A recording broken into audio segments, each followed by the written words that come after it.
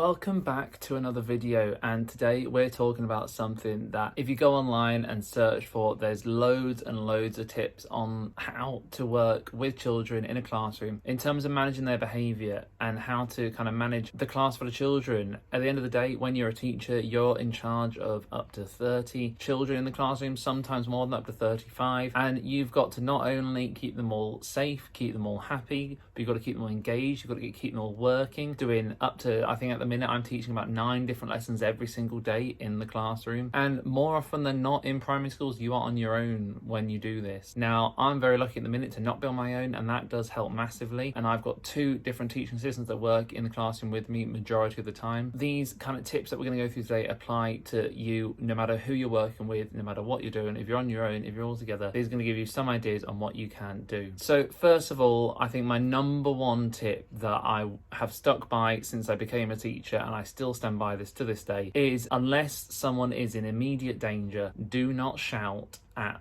anyone. And that to me has always been my motto when I became a teacher, and it just seems a bit like common sense. If you can remember being at primary school, you can remember teachers, if you think back to how you felt when a teacher shouted at you, I'm sure it was not a good feeling. And then thinking to when you are working with people now, if someone shouts at you, are you going to want to work with them? The chances are you are thinking right now, no way, why would I? And I think that applies to in your classroom. If you're working with a child and you are shouting at them for whatever thing they've done, if you shout at them, then the chances are they're going to completely switch off and go, no, don't want to work with you, I don't want to be in this classroom, I want to be anywhere but here. And that is not going to get the best work out of children. That's going to get them a love of learning. That's not going to get them engaged in the work they are doing. There's lots and lots of ways of talking to children without raising your voice, and I think that is just, it's so important. Do not become a shouty teacher, because when you're a shouty teacher, more often than not, the children either don't like that, or they aren't engaged with the work because they're too worried about being shouted at, or if they don't care about being shouted at, then they'll just do it again to get the attention. Do your very best not to shout. Now, as I said at the start, if someone is in immediate danger and you need to get attention to something, or if you're on the playground and you're trying to call across someone across a playground, then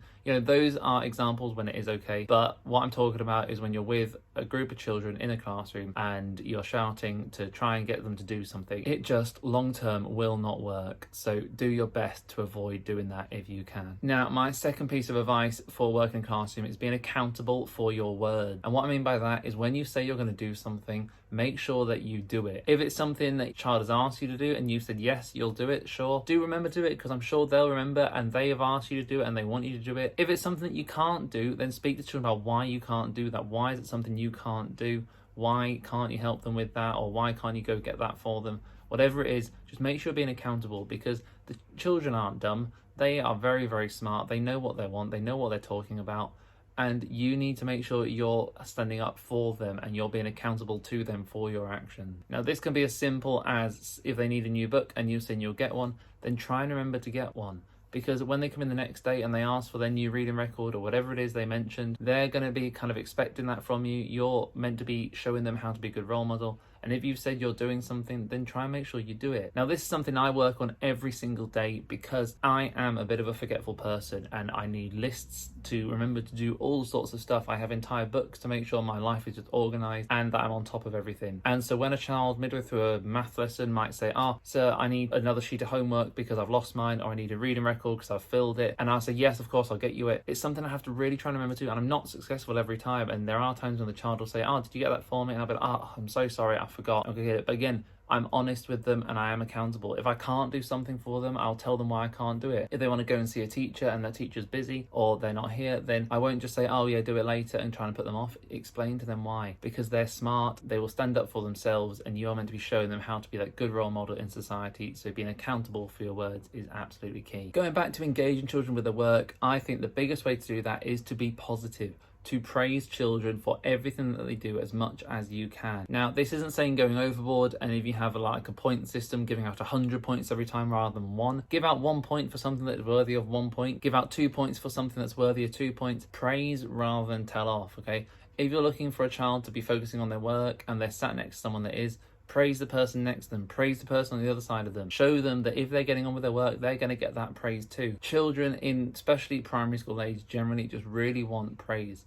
They want to be showing the teachers that they're working hard, and they want that attention from them to say, yes, look, well done. They much prefer that than a telling off, and generally that will engage them more. If you can get them wanting those points, wanting whatever prizes you're offering to them, if you can get them wanting to have that love of learning, wanting to understand the math, then that's half the battle. Once they can understand that stuff, then they can move on and get the next challenge done. So being positive and praising people will always, in my book, work better than just telling someone off. If you want the children to be sat down in their chairs, rather than bring attention to all the people that aren't, if they're slowly having a drink or slowly taking their coats off, whatever it is, chatting away, don't bring attention to the ones that are doing the wrong thing. Bring attention to the ones that are doing the right thing. Say, yes, thank you, Jimmy, for being sat down, that you're looking like you're ready to go. I can see your pencils out, I can see your books open, I can see the dates being written, I can see that you are ready to get started learning. All of a sudden, you're going to see someone that's sat down that only hasn't got the book out yet, or go, oh, actually, I want to get the praise. They'll start getting their book out. And you might see someone that's in the cloakroom having a chat go, oh, one sec, they're getting praise for being sat down. I'm going to go sit down. And now, this will not work for all the children, but I will guarantee the vast majority, 90% of the class will be looking for that. And so if you've got half the class stood up having a chat, then start laying heavy praise, giving points out, being really noisy about the ones that are sat down doing the right thing. And very quickly you will see the rest of the class will all of a sudden start taking the approach of what they are doing. If you're wanting them all to be stood lined up silently, getting ready to go outside or go into the hall for assembly, whatever it is they're doing, say, yes, well done, Jeremy, for being stood up in the line. Well done, Nicola, for being stood up. I can see Nicola is stood there really silently, really show me she's ready, show me she's year 5 ready, year 6 ready, whatever year they're in. Lay that praise on thick and you'll see all of a sudden the children behind will be starting to shoulders back, they'll be stood up really straight, showing that they want that praise too, and give them it once they're doing the right thing. Praise always works best, and laying that praise on is really good. The most important thing with it, though, is my next point, is being consistent. It is no good laying that praise on Monday and saying yes, well done, if the next day all of a sudden you turn into someone who's just like, oh well, you should be doing that, and yeah, well, so what, and just turn into a bit of a grumpy, boring teacher again. If you're taking that approach and you're laying the praise on thick and you're giving them those points, then do it every single day. Because once the children have seen that you do it, they're going to be wanting it every day. And that is not a bad thing. If it works and it works for the children, then by all means keep doing it. But if that's the approach you're taking, then do it.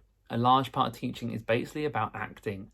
Each day you're putting on a show for those children. You're not taking whatever's going on in your own personal life, you're not taking that into the classroom. You are taking in your attitude and your approach to learning, and you're showing that to them. So if you're going to be the bouncy, happy, really fun teacher that you want to be that every single day. Don't let whatever's going on at home affect how you're doing. If the children ask, then by all means, again, be as honest with them as you can. As always, there are things that you can't talk about because you're talking to primary school age children. But if you can talk about it, then do talk about it with them in an appropriate way. But make sure that you are not affecting them with how you are feeling. If you're feeling down that day, then do your very best to keep it going and keep the children feeling positive, because that will be how they will learn best. When you're working in a school, all schools will have their own behaviour systems and their own plans in place for how to manage behaviour. So do make sure that you are following these, because schools will have different ones and that you'll be expected to follow them when you start at that school. So that can be a really good question to ask when you're going to an interview. What is the school's behaviour system? How is it managed? And you can apply that to how anything you've done before and your experiences and see how it matches up. But it is important to follow their behaviour systems. I would always encourage you to check that first before you put any of this kind of into place. Make sure it does fit in with that system. And as always, make sure that you are taking the approach with the children that each day is a new day. If one of them, for whatever reason, has had a tough day the day before, when they come to school the next morning, it's a new day, it's a new fresh start for them and for you. And make sure you are applying that, because if the children feel like there's something hanging over from the next day, then it straight away ruins that day for them as well. So make sure that whatever issues have arisen on, maybe if something happened on a Thursday, or when they come into school Friday morning, it's a new day, it's a new start, ready for both of you to keep on going with your learning. And this applies to both positive and negative things. At school, when you have point systems, maybe try and reset them every morning, because children get less motivated if they see one child shooting on ahead away from them all and they'll never be able to overtake them. Reset those points every single morning and give everyone a fresh level start. It's a good way of showing them that kind of fresh idea, that fresh start, new day philosophy. Have those points reset at the start of every day and they can work hard to build them back up again. By all means, keep a total yourself for the week and give out some prize or something for the children that have done best throughout the week. But show the children that for each day, they have every chance and every possibility of having a reset and starting again. Hopefully this has given you some good ideas on how to work with the children in the class, how to get the best out of them. And I do think behaviour management can be seen as something that's quite negative, and actually it should be a very positive thing. It should be something that you're doing to encourage your children and work with them rather than trying to work against them. At the end of the day, you are there to make sure they're safe, make sure they're happy, and make sure they're learning. And if they are all those three things, then you're doing something right. So do let me know down in the comments if you have any strategies that you found have worked really well over the years. And hopefully we can build up lots of ideas down there on different types of management strategies that we have put in place.